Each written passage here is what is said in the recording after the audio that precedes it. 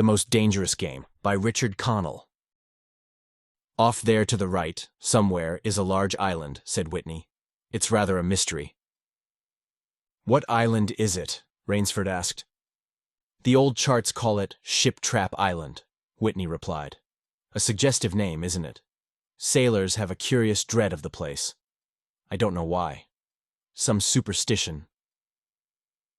Can't see it, remarked Rainsford, trying to peer through the dank tropical night that was palpable as it pressed its thick, warm blackness in upon the yacht. You've good eyes, said Whitney with a laugh, and I've seen you pick off a moose moving in the brown fall bush at 400 yards. But even you can't see 4 miles or so through a moonless Caribbean night. Nor 4 yards, admitted Rainsford. Ugh, it's like moist black velvet. It will be light enough in Rio, promised Whitney. We should make it in a few days. I hope the Jaguar guns have come from Purdy's. We should have some good hunting up the Amazon. Great sport, hunting. The best sport in the world, agreed Rainsford. For the hunter, amended Whitney. Not for the Jaguar. Don't talk rot, Whitney, said Rainsford. You're a big game hunter, not a philosopher. Who cares how a Jaguar feels? Perhaps the Jaguar does, observed Whitney. Bah, they've no understanding. Even so, I rather think they understand one thing, fear. The fear of pain and the fear of death. Nonsense, laughed Rainsford. This hot weather is making you soft, Whitney. Be a realist. The world is made up of 2 classes, the hunters and the huntees. Luckily, you and I are hunters. Do you think we've passed that island yet? I can't tell in the dark, I hope so. Why? Asked Rainsford. The place has a reputation. A bad one. Cannibals, suggested Rainsford. Hardly. Even cannibals wouldn't live in such a god-forsaken place. But it's gotten into sailor lore somehow. Didn't you notice that the crew's nerves seemed a bit jumpy today? They were a bit strange, now you mention it. Even Captain Nielsen. Yes, even that tough-minded old Swede who'd go up to the devil himself and ask him for a light. Those fishy blue eyes held a look I never saw there before. All I could get out of him was, "This place has an evil name among seafaring men, sir." Then he said to me very gravely, "Don't you feel anything?" As if the air about us was actually poisonous. Now you mustn't laugh when I tell you this. I did feel something like a sudden chill. There was no breeze. The sea was as flat as a plate glass window. We were drawing near the island then. What I felt was a mental chill. A sort of sudden dread. Pure imagination, said Rainsford. One superstitious sailor can taint the whole ship's company with his fear. Maybe. But sometimes I think sailors have an extra sense that tells them when they are in danger. Sometimes I think evil is a tangible thing, with wavelengths, just as sound and light have. An evil place can, so to speak, broadcast vibrations of evil. Anyhow, I'm glad we're getting out of this zone. Well, I think I'll turn in now, Rainsford. I'm not sleepy, said Rainsford. I'm going to smoke another pipe up on the afterdeck. Good night then, Rainsford. See you at breakfast. Right. Good night, Whitney.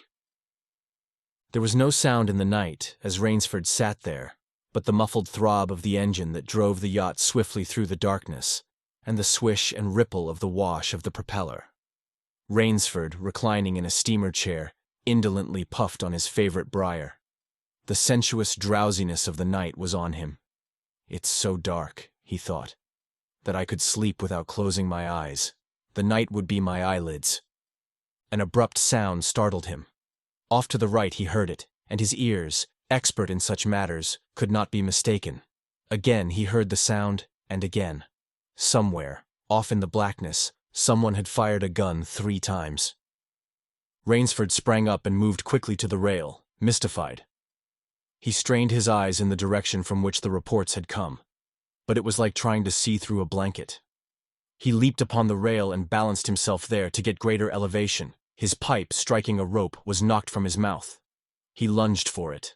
A short, hoarse cry came from his lips as he realized he had reached too far and had lost his balance. The cry was pinched off short as the blood-warm waters of the Caribbean Sea closed over his head. He struggled up to the surface and tried to cry out, but the wash from the speeding yacht slapped him in the face, and the salt water in his open mouth made him gag and strangle. Desperately, he struck out with strong strokes after the receding lights of the yacht, but he stopped before he had swum 50 feet. A certain cool-headedness had come to him. It was not the first time he had been in a tight place. There was a chance that his cries could be heard by someone aboard the yacht, but that chance was slender, and grew more slender as the yacht raced on. He wrestled himself out of his clothes and shouted with all his power. The lights of the yacht became faint and ever-vanishing fireflies. Then they were blotted out entirely by the night. Rainsford remembered the shots. They had come from the right, and doggedly he swam in that direction, swimming with slow, deliberate strokes, conserving his strength. For a seemingly endless time he fought the sea. He began to count his strokes. He could do possibly 100 more, and then Rainsford heard a sound. It came out of the darkness, a high, screaming sound, the sound of an animal in an extremity of anguish and terror. He did not recognize the animal that made the sound. He did not try to. With fresh vitality, he swam toward the sound. He heard it again. Then it was cut short by another noise, crisp, staccato. "Pistol shot," muttered Rainsford, swimming on. 10 minutes of determined effort brought another sound to his ears, the most welcome he had ever heard. The muttering and growling of the sea breaking on a rocky shore. He was almost on the rocks before he saw them. On a night less calm, he would have been shattered against them. With his remaining strength, he dragged himself from the swirling waters. Jagged crags appeared to jut up into the opaqueness. He forced himself upward, hand over hand. Gasping, his hands raw, he reached a flat place at the top. Dense jungle came down to the very edge of the cliffs. What perils that tangle of trees and underbrush might hold for him did not concern Rainsford just then. All he knew was that he was safe from his enemy, the sea, and that utter weariness was on him. He flung himself down at the jungle edge and tumbled headlong into the deepest sleep of his life. When he opened his eyes, he knew from the position of the sun that it was late in the afternoon. Sleep had given him new vigor. A sharp hunger was picking at him. He looked about him, almost cheerfully. Where there are pistol shots, there are men. Where there are men, there is food, he thought. But what kind of men, he wondered, in so forbidding a place? An unbroken front of snarled and ragged jungle fringed the shore. He saw no sign of a trail through the closely knit web of weeds and trees. It was easier to go along the shore, and Rainsford floundered along by the water. Not far from where he had landed, he stopped. Some wounded thing, by the evidence a large animal, had thrashed about in the underbrush. The jungle weeds were crushed down, and the moss was lacerated. One patch of weeds was stained crimson. A small, glittering object not far away caught Rainsford's eye, and he picked it up. It was an empty cartridge. "A .22, he remarked. "That's odd. It must have been a fairly large animal, too. The hunter had his nerve with him to tackle it with a light gun. It's clear that the brute put up a fight. I suppose the first 3 shots I heard was when the hunter flushed his quarry and wounded it. The last shot was when he trailed it here and finished it." He examined the ground closely and found what he had hoped to find, the print of hunting boots. They pointed along the cliff in the direction he had been going. Eagerly he hurried along, now slipping on a rotten log or a loose stone, but making headway. Night was beginning to settle down on the island. Bleak darkness was blacking out the sea and jungle when Rainsford sighted the lights. He came upon them as he turned a crook in the coastline, and his first thought was that he had come upon a village, for there were many lights. But as he forged along, he saw to his great astonishment that all the lights were in one enormous building, a lofty structure with pointed towers plunging upward into the gloom. His eyes made out the shadowy outlines of a palatial chateau. It was set on a high bluff, and on 3 sides of it, cliffs dived down to where the sea licked greedy lips in the shadows. Mirage, thought Rainsford. But it was no mirage he found when he opened the tall, spiked iron gate. The stone steps were real enough. The massive door with a leering gargoyle for a knocker was real enough. Yet about it all hung an air of unreality. He lifted the knocker, and it creaked up stiffly as if it had never before been used. He let it fall, and it startled him with its booming loudness. He thought he heard steps within. The door remained closed. Again, Rainsford lifted the heavy knocker and let it fall. The door opened then, opened as suddenly as if it were on a spring, and Rainsford stood blinking in the river of glaring gold light that poured out. The first thing Rainsford's eyes discerned was the largest man Rainsford had ever seen, a gigantic creature, solidly made and black-bearded to the waist. In his hand, the man held a long-barreled revolver, and he was pointing it straight at Rainsford's heart. Out of the snarl of beard, two small eyes regarded Rainsford. "Don't be alarmed," said Rainsford, with a smile which he hoped was disarming. "I'm no robber. I fell off a yacht. My name is Sanger Rainsford of New York City." The menacing look in the eyes did not change. The revolver pointed as rigidly as if the giant were a statue. He gave no sign that he understood Rainsford's words, or that he had even heard them. He was dressed in uniform, a black uniform trimmed with gray astrakhan. "I'm Sanger Rainsford of New York," Rainsford began again. "I fell off a yacht. I am hungry." The man's only answer was to raise with his thumb the hammer of his revolver. Then Rainsford saw the man's free hand go to his forehead in a military salute, and he saw him click his heels together and stand at attention. Another man was coming down the broad marble steps, an erect, slender man in evening clothes. He advanced to Rainsford and held out his hand. In a cultivated voice marked by a slight accent that gave it added precision and deliberateness, he said, "It is a very great pleasure and honor to welcome Mr. Sanger Rainsford, the celebrated hunter, to my home." Automatically, Rainsford shook the man's hand. "I've read your book about hunting snow leopards in Tibet, you see," explained the man. "I am General Zaroff." Rainsford's first impression was that the man was singularly handsome. His second was that there was an original, almost bizarre quality about the general's face. He was a tall man past middle age, for his hair was a vivid white. But his thick eyebrows and pointed military mustache were as black as the night from which Rainsford had come. His eyes, too, were black and very bright. He had high cheekbones, a sharp-cut nose, a spare, dark face, the face of a man used to giving orders, the face of an aristocrat. Turning to the giant in uniform, the general made a sign. The giant put away his pistol, saluted, withdrew. "Ivan is an incredibly strong fellow," remarked the general, "but he has the misfortune to be deaf and dumb. A simple fellow, but I'm afraid, like all his race, a bit of a savage." "Is he Russian?" "He is a Cossack," said the general, and his smile showed red lips and pointed teeth. "So am I." "Come," he said. "We shouldn't be chatting here. We can talk later. Now you want clothes, food, rest. You shall have them. This is a most restful spot." Ivan had reappeared, and the general spoke to him with lips that moved but gave forth no sound. "Follow Ivan, if you please, Mr. Rainsford," said the general. "I was about to have my dinner when you came. I'll wait for you. You'll find that my clothes will fit you, I think." It was to a huge, beam-ceilinged bedroom with a canopied bed big enough for 6 men that Rainsford followed the silent giant. Ivan laid out an evening suit, and Rainsford, as he put it on, noticed that it came from a London tailor who ordinarily cut and sewed for none below the rank of duke. The dining room to which Ivan conducted him was in many ways remarkable. There was a medieval magnificence about it. It suggested a baronial hall of feudal times with its oaken panels, its high ceiling, its vast refectory table where 20 men could sit down to eat. About the hall were the mounted heads of many animals: lions, tigers, elephants, moose, bears. Larger or more perfect specimens Rainsford had never seen. At the great table the general was sitting, alone. "You'll have a cocktail, Mr. Rainsford," he suggested. The cocktail was surpassingly good, and, Rainsford noted, the table appointments were of the finest: the linen, the crystal, the silver, the china. They were eating borscht, the rich red soup with whipped cream so dear to Russian palates.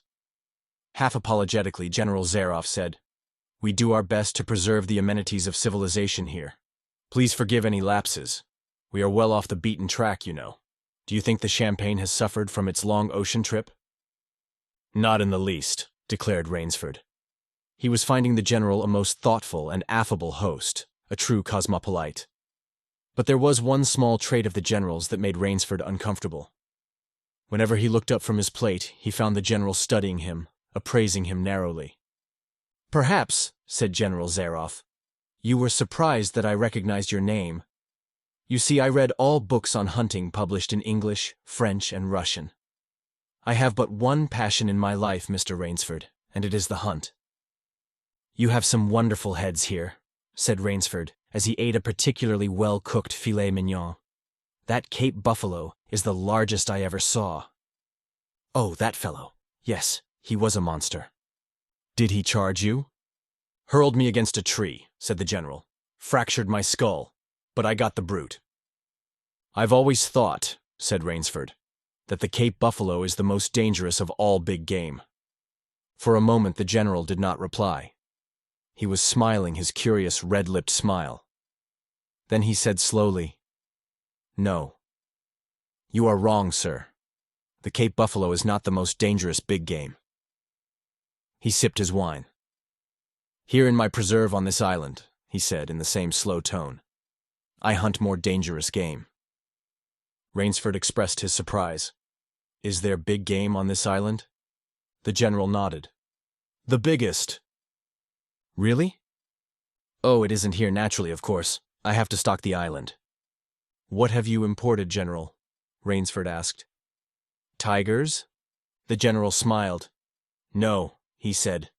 Hunting tigers ceased to interest me some years ago. I exhausted their possibilities, you see. No thrill left in tigers, no real danger. I live for danger, Mr. Rainsford. The general took from his pocket a gold cigarette case and offered his guest a long black cigarette with a silver tip. It was perfumed and gave off a smell like incense. We will have some capital hunting, you and I, said the general. I shall be most glad to have your society. But what game? Began Rainsford. I'll tell you, said the general. You will be amused, I know. I think I may say, in all modesty, that I have done a rare thing. I have invented a new sensation. May I pour you another glass of port, Mr. Rainsford? Thank you, General. The general filled both glasses and said, God makes some men poets. Some he makes kings, some beggars. Me he made a hunter. My hand was made for the trigger, my father said. He was a very rich man, with 250,000 acres in the Crimea, and he was an ardent sportsman. When I was only 5 years old, he gave me a little gun, specially made in Moscow for me, to shoot sparrows with. When I shot some of his prize turkeys with it, he did not punish me. He complimented me on my marksmanship. I killed my first bear in the Caucasus when I was 10. My whole life has been one prolonged hunt. I went into the army. It was expected of noblemen's sons, and for a time commanded a division of Cossack cavalry. But my real interest was always the hunt. I have hunted every kind of game in every land. It would be impossible for me to tell you how many animals I have killed. The general puffed at his cigarette. After the debacle in Russia, I left the country, for it was imprudent for an officer of the Tsar to stay there. Many noble Russians lost everything. I, luckily, had invested heavily in American securities, so I shall never have to open a tea room in Monte Carlo or drive a taxi in Paris. Naturally, I continued to hunt. Grizzlies in your Rockies, crocodiles in the Ganges, rhinoceroses in East Africa. It was in Africa that the Cape buffalo hit me and laid me up for 6 months. As soon as I recovered, I started for the Amazon to hunt jaguars, for I had heard they were unusually cunning. They weren't. The Cossack sighed. They were no match at all for a hunter with his wits about him and a high-powered rifle. I was bitterly disappointed. I was lying in my tent with a splitting headache one night when a terrible thought pushed its way into my mind. Hunting was beginning to bore me. And hunting, remember, had been my life. I have heard that in America, businessmen often go to pieces when they give up the business that has been their life. Yes, that's so, said Rainsford. The general smiled. I had no wish to go to pieces, he said. I must do something. Now, mine is an analytical mind, Mr. Rainsford. Doubtless that is why I enjoy the problems of the chase. No doubt, General Zaroff. So, continued the general, I asked myself why the hunt no longer fascinated me. You are much younger than I am, Mr. Rainsford, and have not hunted as much, but you perhaps can guess the answer. What was it? Simply this. Hunting had ceased to be what you call a sporting proposition. It had become too easy. I always got my quarry. Always. There is no greater bore than perfection. The general lit a fresh cigarette. No animal had a chance with me anymore. That is no boast. It is a mathematical certainty. The animal had nothing but his legs and his instinct. Instinct is no match for reason. When I thought of this, it was a tragic moment for me, I can tell you. Rainsford leaned across the table, absorbed in what his host was saying. It came to me as an inspiration what I must do, the general went on. And that was?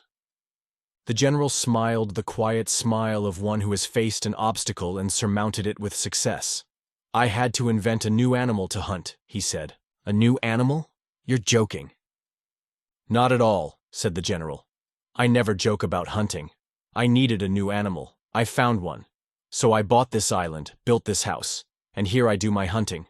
The island is perfect for my purposes. There are jungles with a maze of trails in them, hills, swamps. But the animal, General Zaroff? Oh, said the general, it supplies me with the most exciting hunting in the world. No other hunting compares with it for an instant. Every day I hunt, and I never grow bored now, for I have a quarry with which I can match my wits. Rainsford's bewilderment showed in his face. I wanted the ideal animal to hunt, explained the general. So I said, what are the attributes of an ideal quarry? And the answer was, of course, it must have courage, cunning, and above all, it must be able to reason. But no animal can reason, objected Rainsford. My dear fellow, said the general, there is one that can. But you can't mean, gasped Rainsford. And why not? I can't believe you are serious, General Zaroff. This is a grisly joke. Why should I not be serious? I am speaking of hunting. Hunting? Good God, General Zaroff, what you speak of is murder. The general laughed with entire good nature. He regarded Rainsford quizzically. I refuse to believe that so modern and civilized a young man as you seem to be harbors romantic ideas about the value of human life. Surely your experiences in the war did not make me condone cold-blooded murder, finished Rainsford stiffly. Laughter shook the general. How extraordinarily droll you are, he said. One does not expect nowadays to find a young man of the educated class, even in America, with such a naive, and, if I may say so, mid-Victorian point of view. It's like finding a snuff box in a limousine. Ah, well, doubtless you had Puritan ancestors. So many Americans appear to have had. I'll wager you'll forget your notions when you go hunting with me. You've a genuine new thrill in store for you, Mr. Rainsford. Thank you, I'm a hunter, not a murderer. Dear me, said the general, quite unruffled. Again that unpleasant word. But I think I can show you that your scruples are quite ill-founded. Yes.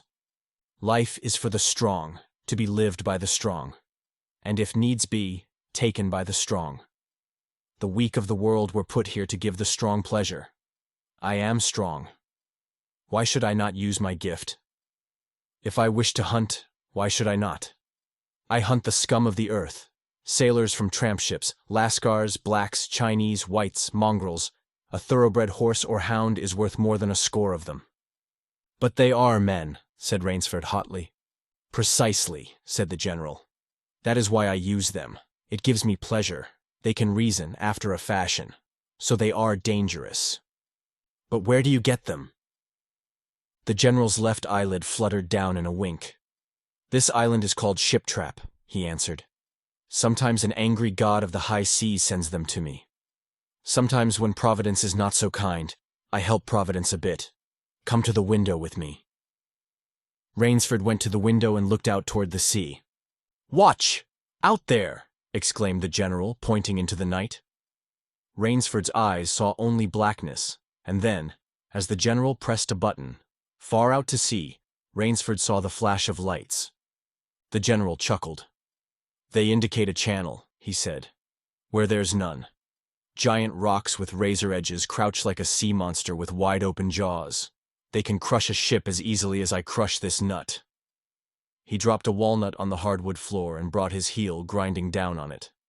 Oh yes, he said casually, as if in answer to a question.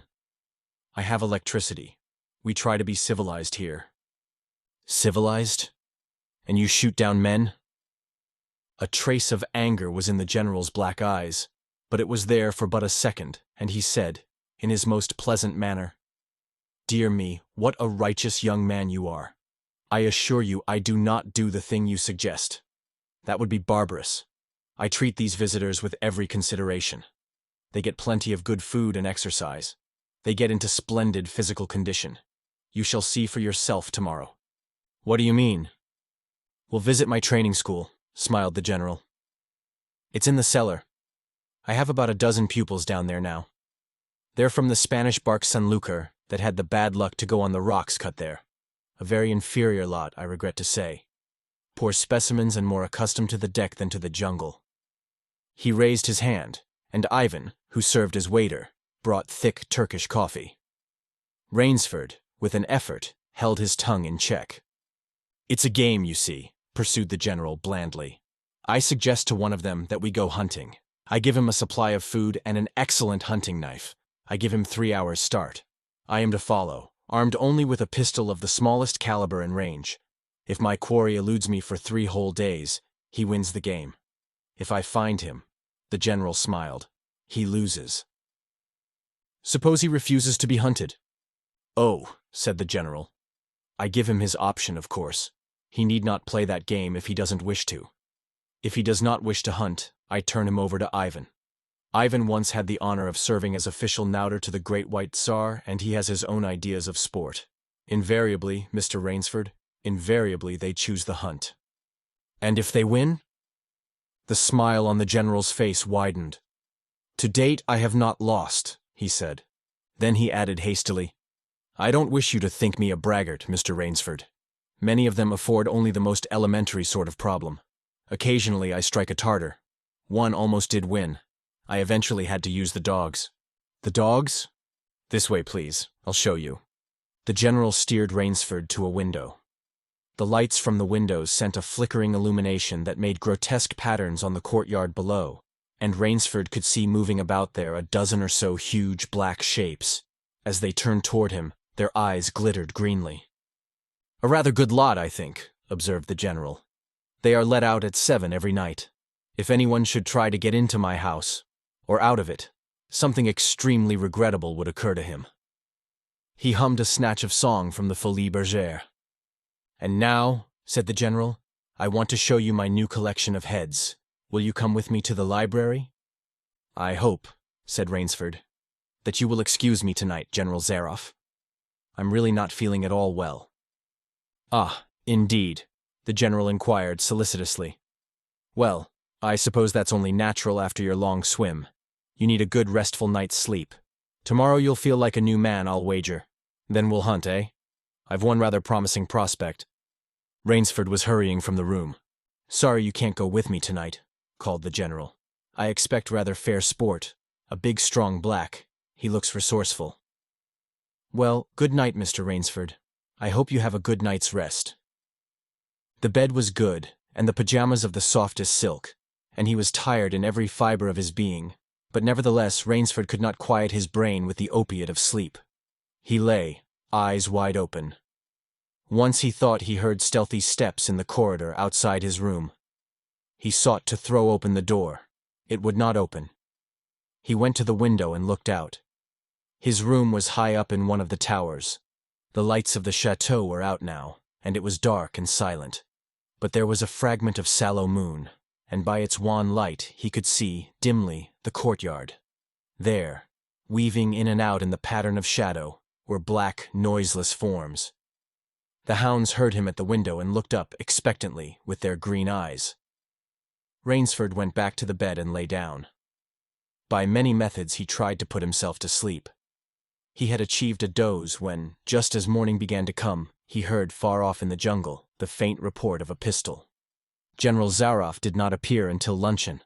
He was dressed faultlessly in the tweeds of a country squire. He was solicitous about the state of Rainsford's health. As for me, sighed the general, I do not feel so well. I am worried, Mr. Rainsford. Last night I detected traces of my old complaint. To Rainsford's questioning glance the general said, Ennui. Boredom. Then, taking a second helping of crêpe Suzette, the general explained. The hunting was not good last night. The fellow lost his head. He made a straight trail that offered no problems at all. That's the trouble with these sailors. They have dull brains to begin with, and they do not know how to get about in the woods. They do excessively stupid and obvious things. It's most annoying. Will you have another glass of Chablis, Mr. Rainsford? General, said Rainsford firmly, I wish to leave this island at once. The general raised his thickets of eyebrows. He seemed hurt. But my dear fellow, the general protested, you've only just come. You've had no hunting. I wish to go today, said Rainsford. He saw the dead black eyes of the general on him, studying him. General Zaroff's face suddenly brightened. He filled Rainsford's glass with venerable Chablis from a dusty bottle. Tonight, said the general, we will hunt, you and I. Rainsford shook his head. No, General, he said. I will not hunt. The general shrugged his shoulders and delicately ate a hothouse grape. As you wish, my friend, he said. The choice rests entirely with you. But may I not venture to suggest that you will find my idea of sport more diverting than Ivan's? He nodded toward the corner to where the giant stood, scowling, his thick arms crossed on his hogshead of chest. You don't mean... cried Rainsford. My dear fellow, said the general, have I not told you? I always mean what I say about hunting. This is really an inspiration. I drink to a foeman worthy of my steel, at last. The general raised his glass, but Rainsford sat staring at him. You'll find this game worth playing, the general said enthusiastically. Your brain against mine. Your woodcraft against mine. Your strength and stamina against mine. Outdoor chess. And the stake is not without value, eh? And if I win, began Rainsford huskily, I'll cheerfully acknowledge myself defeated if I do not find you by midnight of the third day, said General Zaroff. My sloop will place you on the mainland near a town. The general read what Rainsford was thinking. Oh, you can trust me, said the Cossack. I will give you my word as a gentleman and a sportsman. Of course, you, in turn, must agree to say nothing of your visit here. I'll agree to nothing of the kind, said Rainsford. Oh, said the general. In that case. But why discuss that now? 3 days hence we can discuss it over a bottle of Veuve Clicquot, unless... The general sipped his wine. Then a businesslike air animated him. Ivan, he said to Rainsford, will supply you with hunting clothes, food, a knife. I suggest you wear moccasins. They leave a poorer trail. I suggest, too, that you avoid the big swamp in the southeast corner of the island. We call it Death Swamp. There's quicksand there. One foolish fellow tried it. The deplorable part of it was that Lazarus followed him. You can imagine my feelings, Mr. Rainsford. I loved Lazarus. He was the finest hound in my pack. Well, I must beg you to excuse me now. I always take a siesta after lunch. You'll hardly have time for a nap, I fear. You'll want to start, no doubt. I shall not follow till dusk. Hunting at night is so much more exciting than by day, don't you think? Au revoir, Mr. Rainsford. Au revoir.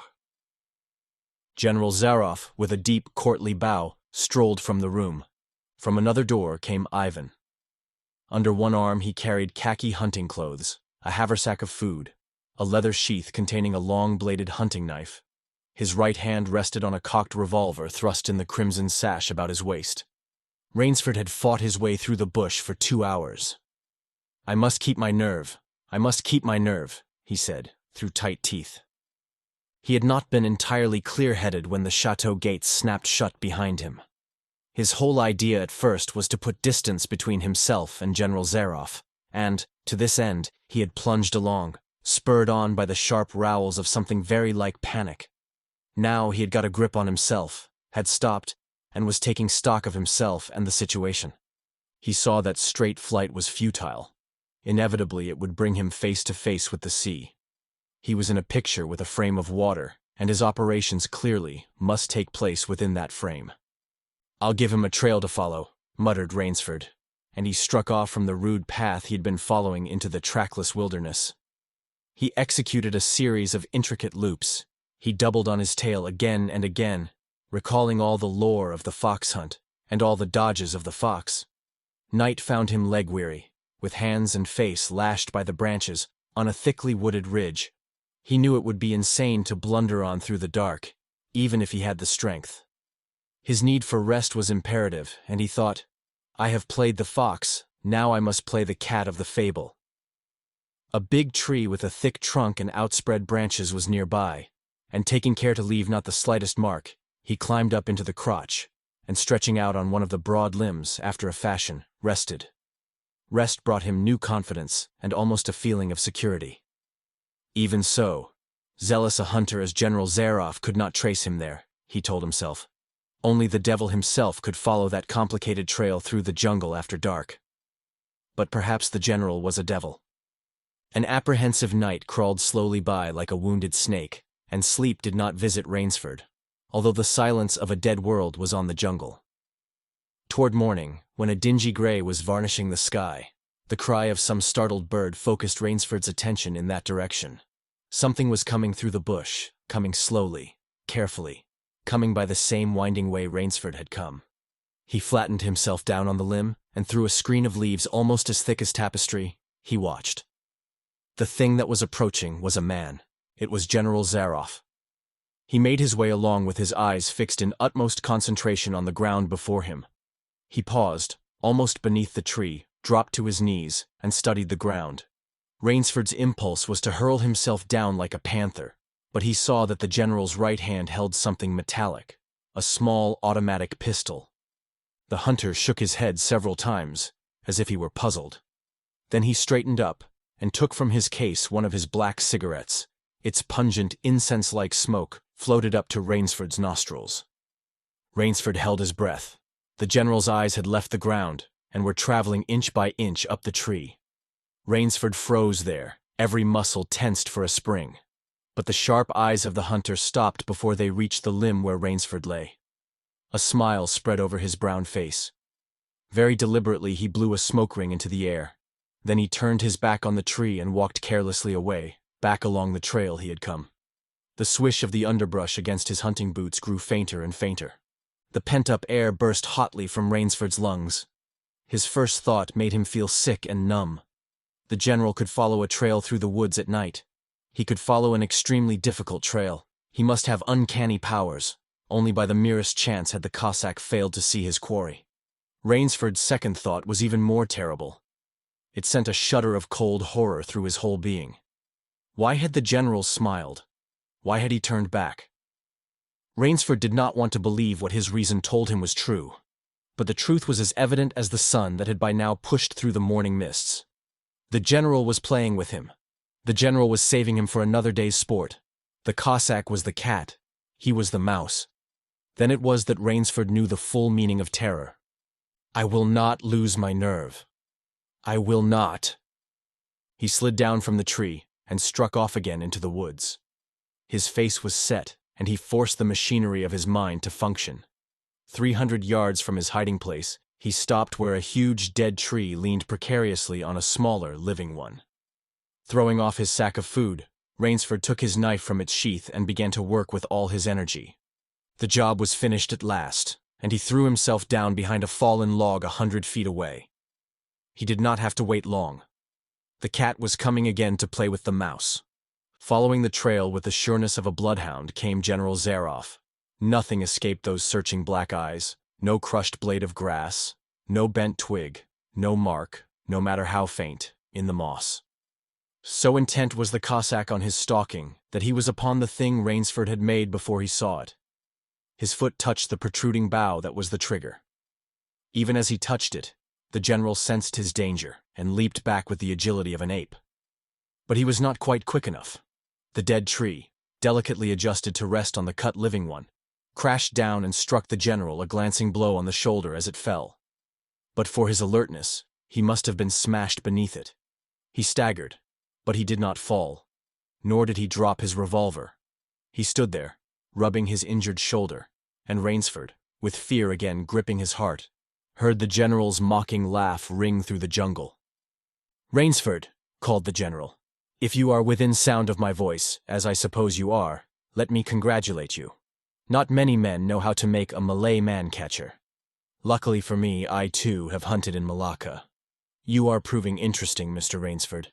I am going now to have my wound dressed. It's only a slight one. But I shall be back. I shall be back. When the general, nursing his bruised shoulder, had gone, Rainsford took up his flight again. It was flight now, a desperate, hopeless flight that carried him on for some hours. Dusk came, then darkness. And still he pressed on. The ground grew softer under his moccasins, the vegetation grew ranker, denser. Insects bit him savagely. Then, as he stepped forward, his foot sank into the ooze. He tried to wrench it back, but the muck sucked viciously at his foot as if it were a giant leech. With a violent effort he tore his foot loose. He knew where he was now. Death Swamp and its quicksand.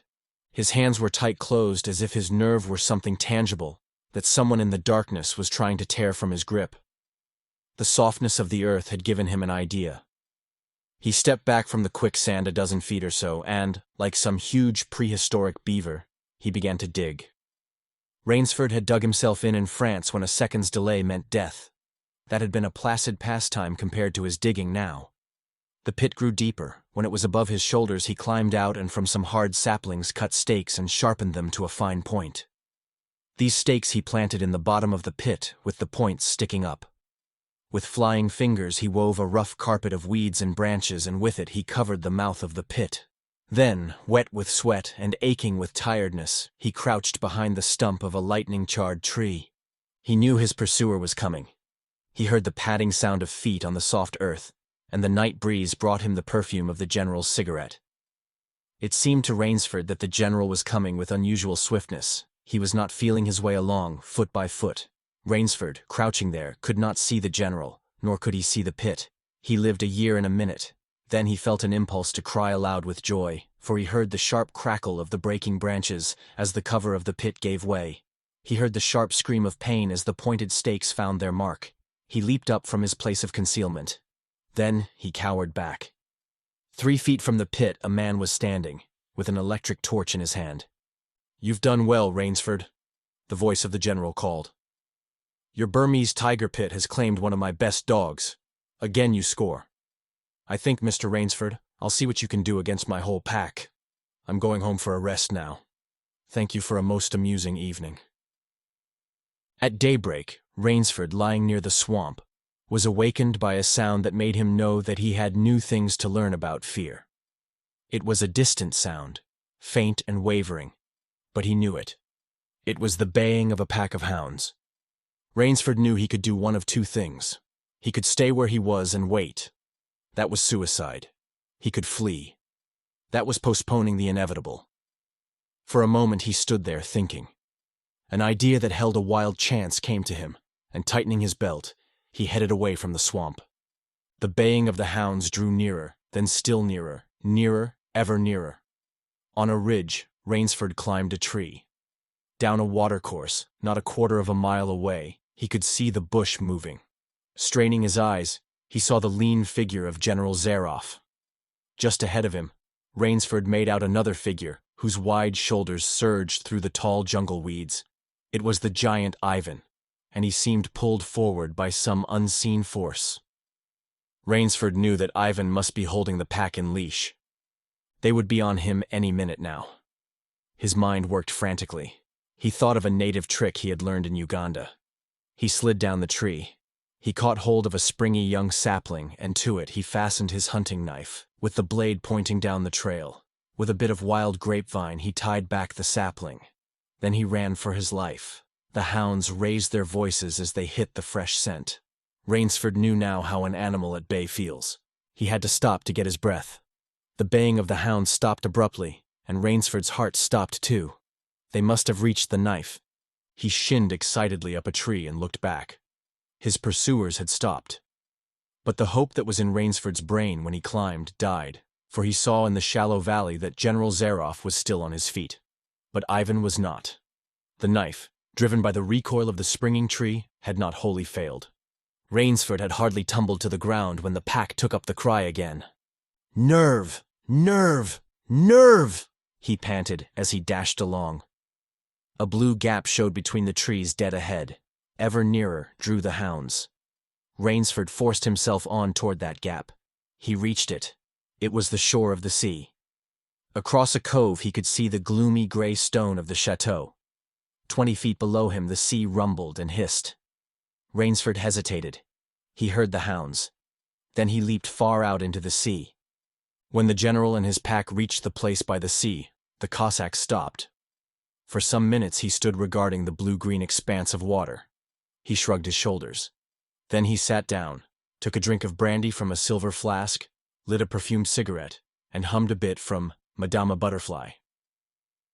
General Zaroff had an exceedingly good dinner in his great paneled dining hall that evening. With it he had a bottle of Paul Roger and half a bottle of Chambertin. 2 slight annoyances kept him from perfect enjoyment. One was the thought that it would be difficult to replace Ivan. The other was that his quarry had escaped him. Of course the American hadn't played the game, so thought the general as he tasted his after-dinner liqueur. In his library he read, to soothe himself, from the works of Marcus Aurelius. At 10 he went up to his bedroom. He was deliciously tired, he said to himself, as he locked himself in. There was a little moonlight, so before turning on his light he went to the window and looked down at the courtyard. He could see the great hounds, and he called, "Better luck another time," to them. Then he switched on the light. A man, who had been hiding in the curtains of the bed, was standing there. "Rainsford," screamed the general, "how in God's name did you get here?" "Swam," said Rainsford. "I found it quicker than walking through the jungle." The general sucked in his breath and smiled. "I congratulate you," he said. "You have won the game." Rainsford did not smile. "I am still a beast at bay," he said, in a low, hoarse voice. "Get ready, General Zaroff." The general made one of his deepest bows. "I see," he said. "Splendid. One of us is to furnish a repast for the hounds. The other will sleep in this very excellent bed. On guard, Rainsford." He had never slept in a better bed, Rainsford decided. The end. Best audiobooks for free hopes that you have enjoyed this production of The Most Dangerous Game by Richard Connell. Please subscribe to our channel on YouTube and Rumble, as your subscription is the support we need to create more great free content. Please look to our website at bestaudiobooksforfree.com for a complete list of our audiobooks.